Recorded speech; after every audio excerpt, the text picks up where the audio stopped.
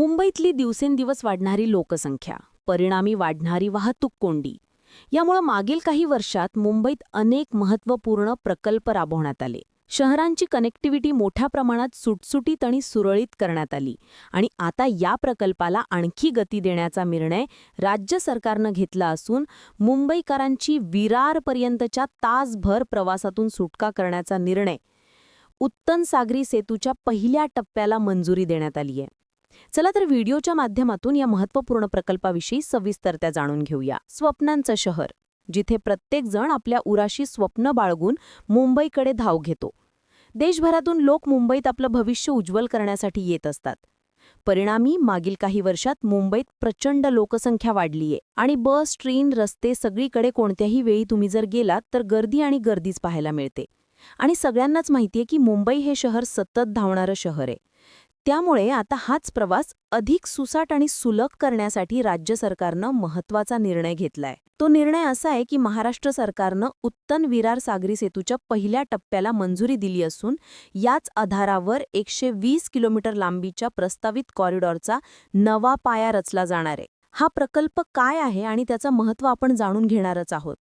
पण त्याआधी याची गरज नेमकी काय याबद्दल बोलूया. विरार डहाणू परिसरातून मुंबईकडे येण्यासाठी सध्या 2 पर्याय उपलब्ध आहेत.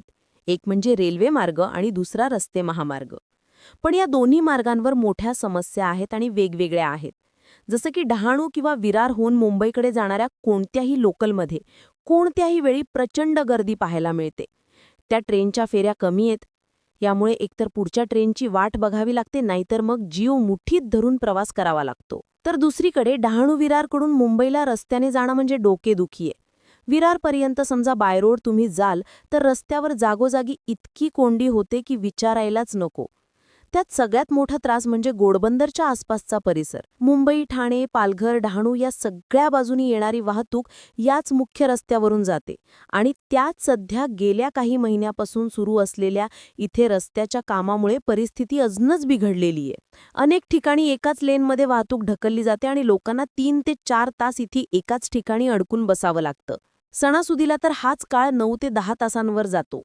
त्यामुळे इथे वाहतुकीचा ताण प्रचंड वाढतोय आणि याचमुळे मुंबई आणि ठाणे विभागातील वाहतूक कोंडी कमी करण्यासाठी पहिल्या टप्प्यात उत्तन ते विरार दरम्यान 55.12 किलोमीटर लांबीचा सागरी सेतू उभारण्याचा निर्णय राज्य सरकारनं घेतलाय, ज्यासाठी सुमारे 5,874 कोटी रुपये खर्च अपेक्षित आहे.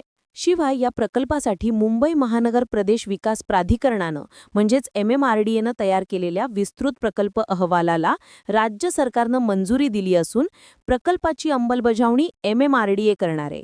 आणि यात मुख्य सागरी सेतूची लांबी 24.35 किलोमीटर असेल, उत्तन जोड रस्ता 9.32 किलोमीटर, वसई जोड रस्ता 2.5 किलोमीटर आणि विरारला जोड रस्ता हा जो असेल तो 18.95 किलोमीटर इतक्या लांबीचा असेल. आता यामुळे काय काय फायदा होणार आहे पाहूयात. आता सगळ्यांनाच माहितीये की मुंबई शहराला इतर जवळच्या भागांची मुंबई मेट्रो प्रकल्प, अटल सेतू आणि मुंबई सागरी किनारा या मार्गाने जोडून मुंबईतल्या वाहतुकीचा मार्ग सुरळीत करण्यात आला. पण मगाशी आपण म्हटल्यानुसार उपनगर आणि मुंबई शहर दरम्यान जास्त पर्याय नसल्याने नागरिकांना त्रास होतो, ज्यासाठी हा उत्तन ते विरार सागरी सेतू वांद्रे अंधेरी सारख्या मुख्य उपनगरापासून पालघर सारख्या उत्तर बाजूच्या शहरापर्यंत पर्यायी मार्ग पसरेल. आणि सगळ्यात महत्त्वाचा फायदा म्हणजे मुंबई ते विरार या प्रवासाचा वेळ प्रचंड वाचणार आहे, कनेक्टिव्हिटी वाढणार आहे. याशिवाय MMRDAनं Xवर पोस्ट करून सांगितलंय की हा नवा कॉरिडॉर मुंबई कशी धावते तेच बदलून टाकणार आहे. दक्षिण मुंबईला वसई, विरार, पालघर आणि नवीन बांधण्यात येत असलेल्या वाढवण बंदराशी द्रुतगती महामार्गाने जोडलं जाणार आहे. सरकारच्या या निर्णयामुळे मुंबई वाढवण द्रुतगती मार्गाचा मार्ग मोकळा झालाय.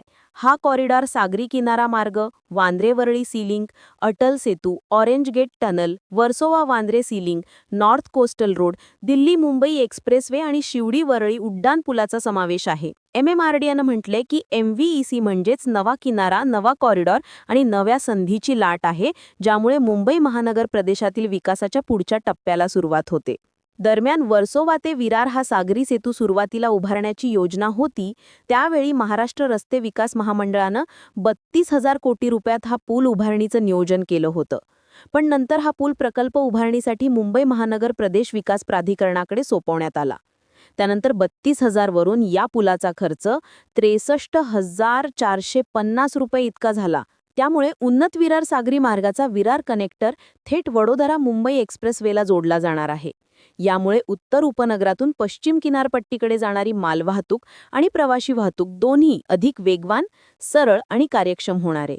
हा प्रकल्प फक्त प्रवास सोपा करणारा नाहीये, तर नव्या आर्थिक संधी, उद्योग, व्यापार आणि बंदराशी जोडणीही मोठ्या प्रमाणात करेल. त्यामुळे तुम्हाला या प्रकल्पाचा, या निर्णयाचा किती फायदा होईल आम्हाला कमेंट करून नक्की सांगा. आणि अशाच माहितीपूर्ण व्हिडिओसाठी YouTube चॅनलला